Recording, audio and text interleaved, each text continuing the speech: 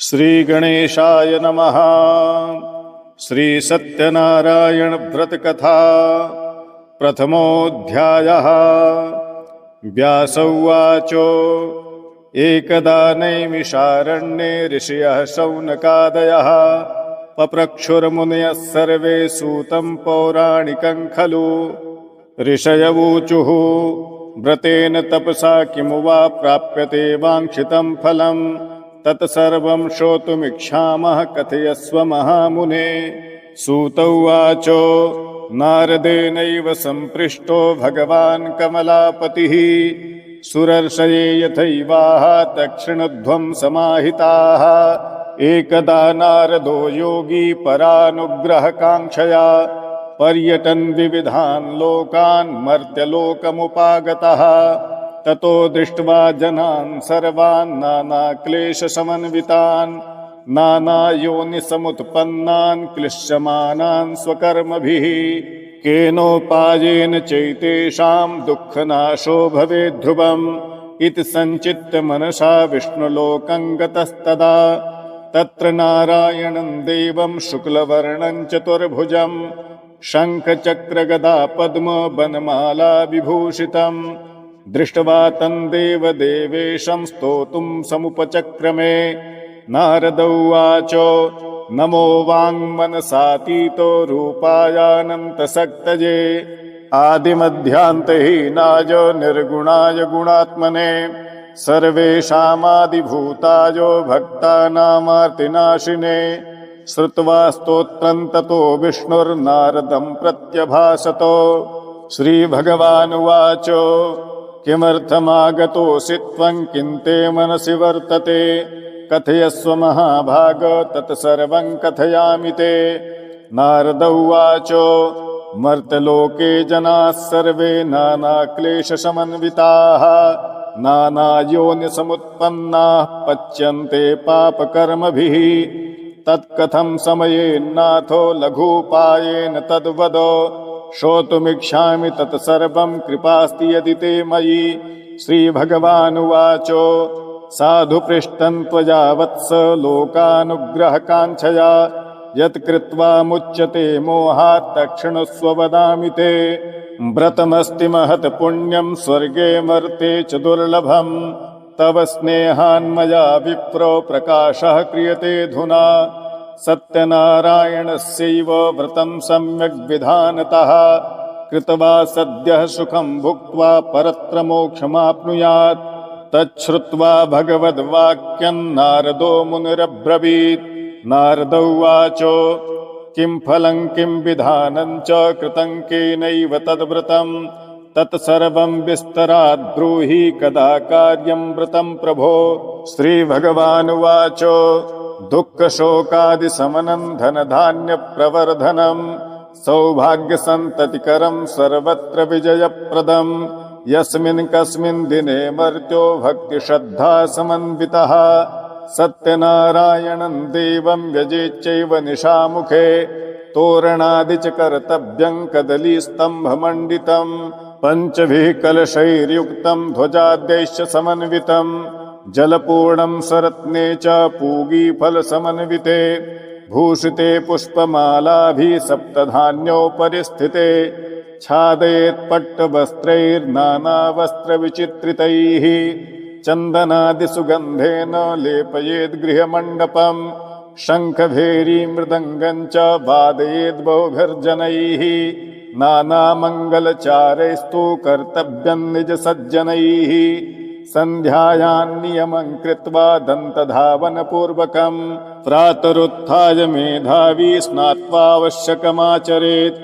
तदनु प्रतिमामेकां सुवर्णस्य शुभाकृतिं कारयेद् वित्तमानेन स्थापयेत् च यथाविधि पञ्चामृतैस्ततो वस्त्रयुग्मेन परिवेष्टितां ताम्रपात्रेषु विन्यस्य स्थापयेत् प्रतिमां शुभां प्रतिष्ठां च प्रकुर्वीत स्वस्तिवाचनपूर्वकं चन्दनेन सुगन्धेन पुष्पैकालोद्भवैः फलैः धूपैर्दीपैश्च नैवेद्यैस्ताम्बूलैः सफलैः शुभैः ब्राह्मणैर्बान्धवैश्चैव सहितो धर्मतत्परः नैवेद्यं भक्तितो दद्यात् सपादं भक्ष्यमुत्तमम् रम्भाफलं घृतं क्षीरं गोधूमस्य च चूर्णकम् अभावे शालिचूर्णं वा शर्करा च गुणं तथा सपादं सर्वभक्ष्याणि चैकीकृत्य निवेदयेत् विप्राय दक्षिणां दद्यात् कथां श्रुत्वा जनैः सह ततश्च बन्धुभिः सार्धं विप्रांश्च प्रतिभोजयेत् प्रसादं भक्षयेत् भक्त्या नृत्यगीतादिकं चरेत् ततश्च स्वगृहं गच्छेत् सत्यनारायणं स्मरन् एवं कृते मनुष्याणां वाञ्छा सिद्धिर्भवेत् ध्रुवम् विशेषतः कलियुगे लघुपायोऽस्ति भूतले। जय जय श्री स्कंद पुराणे चतुर्विंशति सहस्र संहितात्मके अन्यदेवरेवाखंडे सत्यनारायण व्रत कथायां प्रथमः। बोलो वृंदावन बिहारी लाल की जय। बोलिए सत्यनारायण भगवान की जय। द्वितीयोऽध्यायः। सूत उवाच अथान्यत् संप्रवक्ष्यामि कृतं येन पुरा द्विज कश्चित् काशीपुरे रम्ये ह्यासीद् विप्रोति निर्धनः क्षुत्रिभ्यां व्याकुलो भूत्वा नित्यं बभ्राम भूतले दुःखितं ब्राह्मणं दृष्ट्वा भगवान् ब्राह्मणप्रियः वृद्ध ब्राह्मणरूपस्तं पप्रच्छ द्विजमादरात् किमर्थं भ्रमसे विप्र महीं नित्यं सुदुःखितः तत्सर्वं श्रोतुमिच्छामि कथ्यतां द्विजसत्तमो।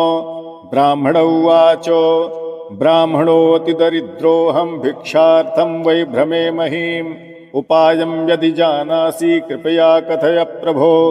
वृद्ध ब्राह्मण उवाच सत्यनारायणो विष्णुर्वाञ्छितार्थफलप्रदः तस्य त्वं पूजनं विप्र कुरुष्व व्रतमुत्तमम् यत् कृत्वा सर्वदुःखेभ्यो मुक्तो भवति मानवः। विधानं च व्रतस्यापि विप्राया भाष्ये यत्नतः सत्यनारायणो वृद्धस्तत्रैवान्तरधीयतो तद्व्रतं संकरिष्यामि यदुक्तं ब्राह्मणेन वै इति संचित्य विप्रोऽसौ रात्रौ निद्रां न लब्धवान्।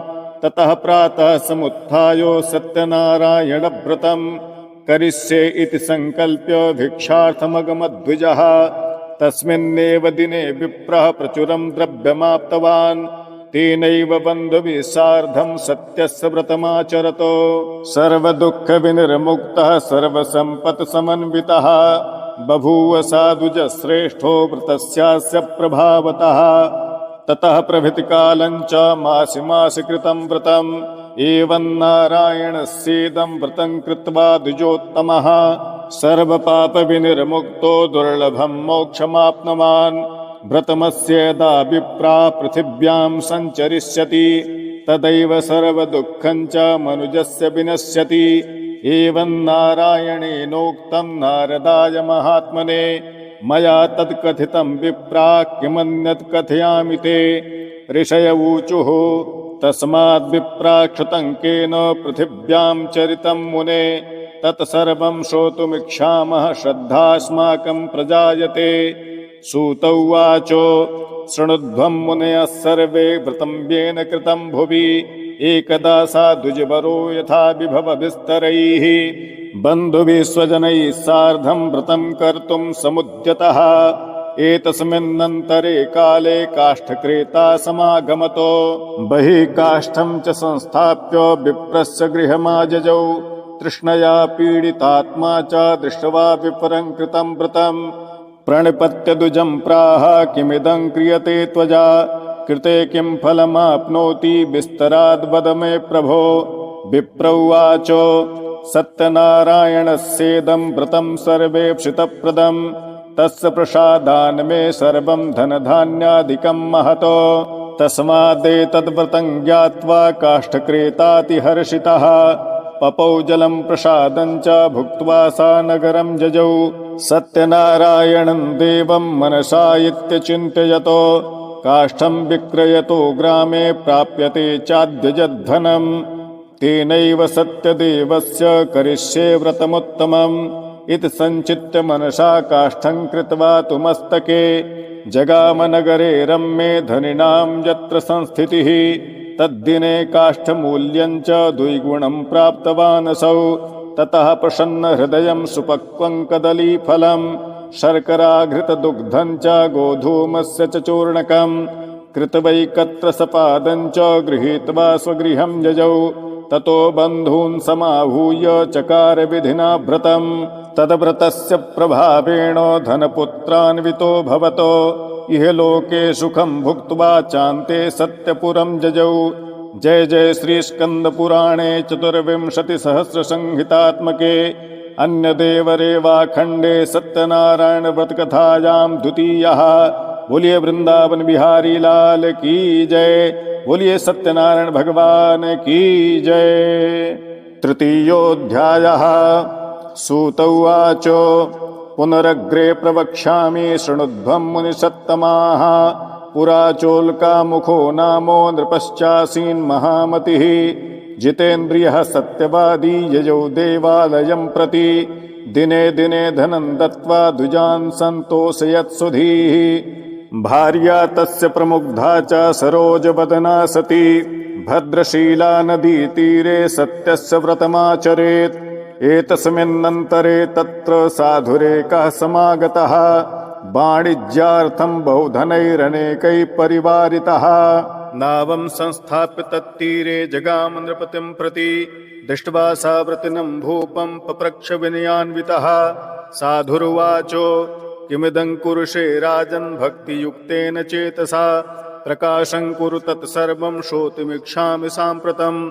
राजोवाचो पूजनं क्रियते साधो विष्णोरतुलतेजसः। व्रतं च स्वजनैः सार्धं पुत्राद्यावाप्तिकां मया। भूपस्य वचनं श्रुत्वा साधु प्रोवाच सादरं। सर्वं कथय मे राजन् करिष्येऽहं तवोदितं। ममापि सन्ततिर्नास्ति हेतस्माज्जायते ध्रुवम्। ततो निवृत्य वाणिज्यात् सानन्दो गृहमागतः। भार्यायै कथितं सर्वं व्रतं सन्ततिदायकम्। तदा व्रतं करिष्यामि यदा मे सन्ततिर्भवेत् इति लीलावतीं प्राह पत्नीं साधु ससत्तमः। एकस्मिन् दिवसे तस्य भार्या लीलावती सती। भर्तृयुक्तानन्दचित्ता भवद्धर्मपरायणा। गर्भिणी सा भवत्तस्य भार्या सत्यप्रसादतः। दशमे मासि वै तस्याः कन्या रत्नमजायत। दिने दिने सा ववृधे शुक्लपक्षे यथा शशी। नाम्ना कलावती चेति तन्नामकरणं कृतं। ततो लीलावती प्राह स्वामिनं मधुरं वचः। न करोषि किमर्थं वै पुरा संकल्पितं व्रतं। साधुरुवाचो विवाहसमये त्वस्याः करिष्यामि व्रतं प्रिये इति भार्यां समाश्वास्य जगाम नगरं प्रति।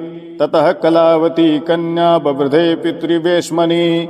दृष्ट्वा कन्यां ततः साधुर्नगरे सखिभिः सह मन्त्रयित्वा द्रुतं दूतं प्रेषयामास धर्मवितो। विवाहार्थं च कन्याया वरं श्रेष्ठं विचारजो। तेनाज्ञप्तश्च दूतौषौ काञ्चनं नगरं जजौ। तस्मादेकं वणिक्पुत्रं समादाय गतो हि सः। दृष्ट्वा तु सुन्दरं बालं वणिक्पुत्रं गुणान्वितं। ज्ञातिभिर्बन्धुभिः सार्धं परितुष्टेन चेतसा। दत्तवान् साधुपुत्रायो कन्यां विधिविधानतः। ततो भाग्यवशात् तेन विस्मृतं व्रतमुत्तमम्। विवाहसमये तस्यास्तेन रुष्टो भवत्प्रभुः। ततः कालेन नियतो निजकर्म विशारदः। वाणिज्यार्थं ततः शीघ्रं जामातृसहितो वणिको रत्नसारपुरे रम्ये गत्वा सिन्धुसमीपतः। वाणिज्यामकरोत् साधुर्जामात्रा श्रीमता सह। तौ गतौ नगरे रम्ये चन्द्रकेतोर्नृपस्य च। एतस्मिन्नेव काले तु सत्यनारायण प्रभुः भ्रष्टप्रतिज्ञामालोक्य शापं तस्मै प्रदत्तवान्। दारुणं कठिनं चास्य महद्दुःखं भविष्यति। एकस्मिन् दिवसे राज्ञो धनमादाय तस्करः। तत्रैव चागतश्चौरो वणिजौ यत्र संस्थितौ। ततपश्चाद्धावकान् दूतान् दृष्ट्वा भीतेन चेतसा धनं संस्थाप्य तत्रैव स तु शीघ्रमलक्षितः। ततो दूताः समायाता यत्रास्ते सज्जनो वणिको, दृष्ट्वा नृपधनं तत्र बद्ध्वा नीतौ वणिक्सुतौ। हर्षेण धावमानाश्च ऊचुर्नृपसमीपतः, तस्करौ दोषमानीतौ विलोक्याज्ञापय प्रभो। राज्ञा ज्ञप्तस्ततः शीघ्रं दृढं बद्ध्वा तुताबुभौ, स्थापितौ द्वौ महादुर्गे कारागारे विचारतः। मायया सत्यदेवस्य न श्रुतं कैस्तयोर्वचः, अतस्तयोर्धनं राज्ञा गृहीतं चन्द्रकेतुना। तच्छापाच्य तयोर्गेहे भार्या चैवाति दुःखिता, चौरेणापहृतं सर्वं गृहे यच्च स्थितं धनम्। आधिव्याधिसमायुक्ता क्षुत्पिपासाति दुःखिता, अन्नचिन्ता परा भूत्वा बभ्राम च गृहे गृहे। एकस्मिन् दिवसे जाता क्षुधार्ता द्विजमन्दिरम्, गत्वा पश्यद्व्रतं तस्य सत्यनारायणस्य च। उपविश्य कथां श्रुत्वा वरं प्रार्थितवत्यपि, प्रसादभक्षणं कृत्वा ययौ रात्रौ गृहं प्रति। माता कलावती कन्यां कथयामास प्रेमतः, पुत्री रात्रौ स्थिता कुत्र किन्ते मनसि वर्तते। कन्या कलावती प्राह मातरं प्रति सत्वरं, द्विजालये वृतं मातर्दृष्टं वाञ्छितसिद्धिदम्। तच्छ्रुत्वा कन्यका वाक्यं व्रतं कर्तुं समुद्यता, सा मुदा तु वणिक्भार्या सत्यनारायणस्य च। व्रतं चक्रे सैव साध्वी बन्धुभिः स्वजनैः सह, भर्तृजामातरौ क्षिप्रो मागच्छेतां स्वमाश्रमम्। अपराधं च मे भर्तुर्जामातुः क्षन्तुमर्हसि, व्रतेनानेन तुष्टौसौ सत्यनारायणः पुनः। दर्शयामास स्वप्नं हि चन्द्रकेतुं नृपोत्तमम्, वन्दिनौ मोचय प्रातर्वणिजो नृपसत्तमो। देयं धनं च तत्सर्वं गृहीतं यत्त्वजाधुना, नो चेत्त्वान्नाशयिष्यामि सराज्यधनपुत्रकम्। एवमाभास्य राजानं ध्यानगम्यो भवत्प्रभुः। ततः प्रभातसमये राजा च स्वजनैः सह उपविश्य सभामध्ये प्राह स्वप्नं जनं प्रति। बद्धौ महाजनौ शीघ्रं मोचयिद्वौ वणिक्सुतौ, इति राज्ञो वचः श्रुत्वा मोचयित्वा महाजनौ। समानीय निपस्याग्रे प्राहुस्ते विनयान्विताः, आनीतौ द्वौ वणिक्पुत्रौ मुक्तौ निगडबन्धनात्। ततो महाजनौ नत्वा चन्द्रकेतुं नृपोत्तमं, स्मरन्तौ पूर्ववृत्तान्तं नो चतुर्भयविह्वलौ। राजा वणिक्सुतौ वीक्ष्य वचः प्रोवाच सादरं, दैवात् प्राप्तं महद्दुःखमिदानीं नास्ति वै भयम्। तदा निकटसन्त्यागं क्षौरकर्माद्यकारयतो, वस्त्रालङ्कारकं दत्त्वा परितोष्य नृपश्यतौ। पुरस्कृत्य वणिक्पुत्रो वचसा तोषयद्भृशम्, पुरानीतं तु यद्द्रव्यं द्विगुणीकृत्य दत्तवान्। प्रोवाच च ततो राजा गच्छ साधो निजाश्रमम्, राजानं प्रणिपत्याः गन्तव्यं त्वत्प्रसादतः। श्रीस्कन्दपुराणे 24 संहितात्मके अन्यदेवरेवाखण्डे सत्यनारायणकथायां तृतीयः। बोलिए वृंदावन बिहारी लाल की जय, सत्यनारायण भगवान की जय। चतुर्थोऽध्यायः।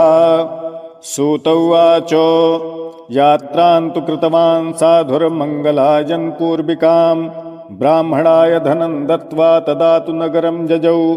कियद्दूरे गते साधौ सत्यनारायण प्रभुः, जिज्ञासां कृतवान् साधो किमस्ति तव नौ स्थितम्। ततो महाजनौ मत्तो हेलया च प्रहस्य वै, कथं पृच्छसि भो दण्डिन् मुद्रान्नेतुं किमिच्छसि। लतापत्रादिकं चैव वर्तते तरणौ मम, निष्ठुरं च वचः श्रुत्वा सत्यं भवतु ते वचः। एवमुक्तो गतः शीघ्रं दण्डी तस्य समीपतः, कियद्दूरे ततो गत्वा स्थिता सिन्धुसमीपतः। गते दण्डिन साधुश्च कृतनित्यक्रियस्तदा, उत्थितां तरणीं दृष्ट्वा विस्मयं परमं जजौ। दृष्ट्वा लतादिकं चैव मूर्छितो न्यपतद्भुवि, लब्धसंज्ञो वणिक्पुत्रस्ततश्चिन्तान्वितो भवतो।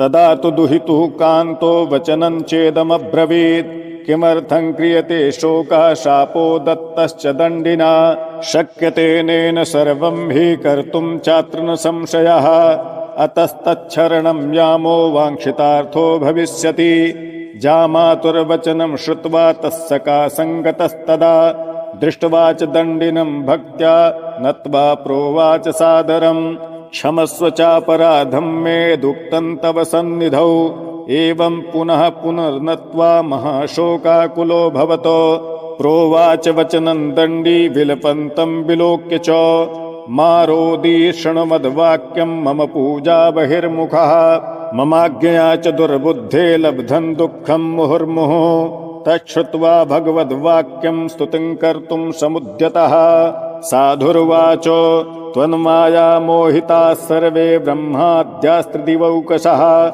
न जानन्ति गुणान् रूपं तवाश्चर्यमिदं प्रभो मूढोऽहं त्वां कथं जाने मोहितस्तव मायया प्रसीद पूजयिष्यामि यथा विभव विस्तरैः पुरा वित्तं च तत्सर्वं त्राहि मां शरणागतं श्रुत्वा भक्तियुतं वाक्यं परितुष्टो जनार्दनः वरं च वाञ्छितं दत्त्वा तत्रैवान्तर्दधे हरिः ततो नौकां समारुह्य दृष्ट्वा वित्तप्रपूरितां कृपया सत्यदेवस्य सफलं वाञ्छितं मम इत्युक्त्वा स्वजनैः सार्धं पूजा कृत्वा यथाविधि हर्षेण चाभवत् पूर्णः सत्यदेव प्रसादतः नावं संयोज्य यत्नेन स्वदेशगमनं कृतं साधुर्जामातरं प्राह पश्य रत्नपुरीं मम दूतं च प्रेषयामास निजवित्तस्य रक्षकं दूतौषौ नगरं गत्वा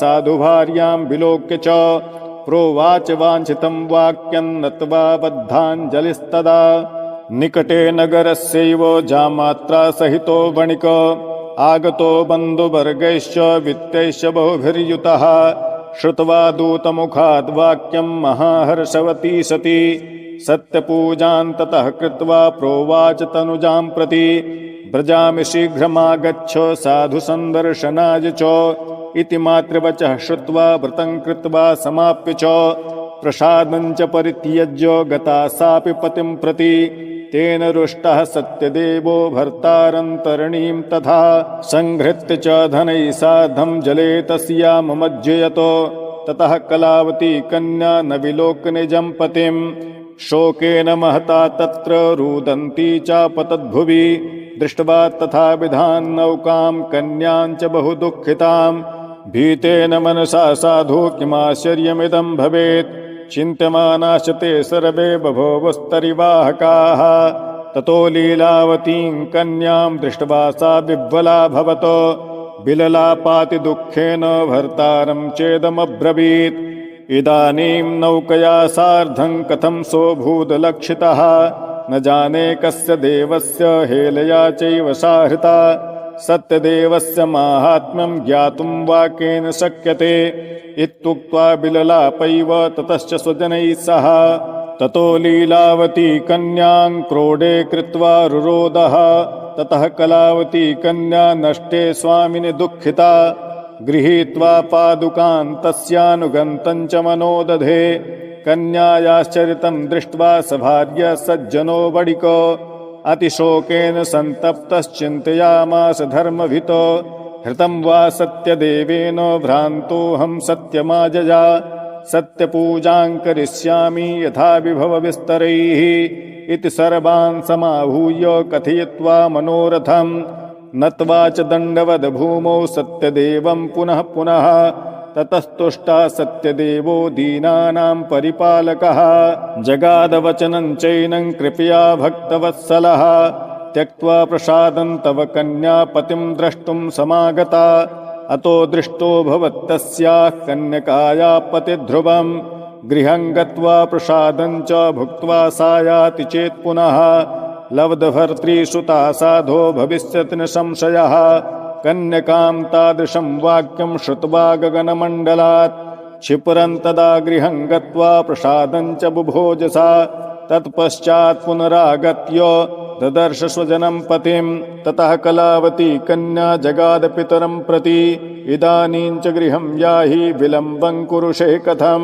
तच्छ्रुत्वा कन्यका वाक्यं सन्तुष्टो भूद्वणिक्सुतः पूजनं सत्यदेवस्य कृत्वा विधिविधानतः धनैर्बन्धुगणैः सार्धं जगाम निजमन्दिरम् पौर्णमास्याञ्च सङ्क्रान्तौ कृतवान् सत्यस्य पूजनम् इह लोके सुखं भुक्त्वा चान्ते सत्यपुरं जजौ श्रीस्कन्दपुराणे 24सहस्रसंहितात्मके अन्यदेवरेवाखण्डे सत्यनारायण व्रतकथायां चतुर्थः। बोलिए वृंदावन विहारी लाल की जय। बोलिए सत्यनारायण भगवान की जय। पंचमोऽध्यायः। सूत उवाच अथान्यत् सम्प्रवक्ष्यामि शृणुध्वं मुनिसत्तमाः। आसीत् तुङ्गध्वजो राजा प्रजापालन तत्परः प्रसादं सत्यदेवस्य त्यक्त्वा दुःखमवापसः एकदा स वनं गत्वा हत्वा बहुविधान् पशून् आगत्य वटमूलं च दृष्ट्वा सत्यस्य पूजनं गोपाः कुर्वन्ति सन्तुष्टा भक्तियुक्ता स बान्धवाः।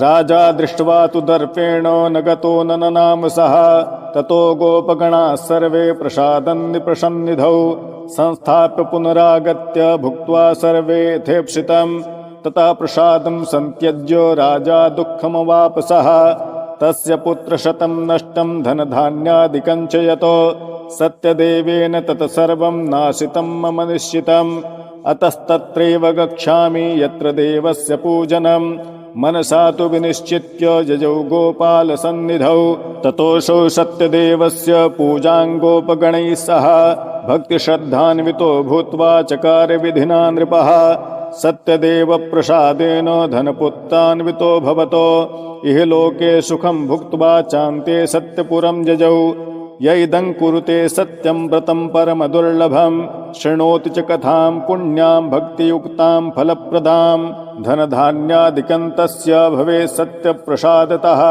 दरिद्रो लभते वित्तं बद्धो मुच्येत बन्धनात् भीतो भयात् प्रमुच्येत सत्यमेव न संशयः ईप्सितं च फलं भुक्त्वा चान्ते सत्यपुरं व्रजेत् इति वा कथितं विप्रा सत्यनारायणव्रतं यत् कृत्वा सर्वदुःखेभ्यो मुक्तो भवति मानवः विशेषतः कलियुगे सत्यपूजा फलप्रदा केचित् कालं वदिष्यन्ति सत्यमीशन्तमेव च सत्यनारायणं केचित् सत्यदेवं तथा परे नानारूपधरो भूत्वा सर्वेषामीप्सितप्रदं भविष्यति कलौ सत्यव्रतरूपी सनातनः श्रीविष्णुना धृतं रूपं सर्वेषामीप्सितप्रदं य इदं पठते नित्यं शृणोतु मनुसत्तमाः तस्य नश्यन्ति पापानि सत्यदेव प्रसादतः व्रतं यैस्तु कृतं पूर्वं सत्यनारायणस्य च तेषां त्वपरजन्मानि कथयामि मुनीश्वराः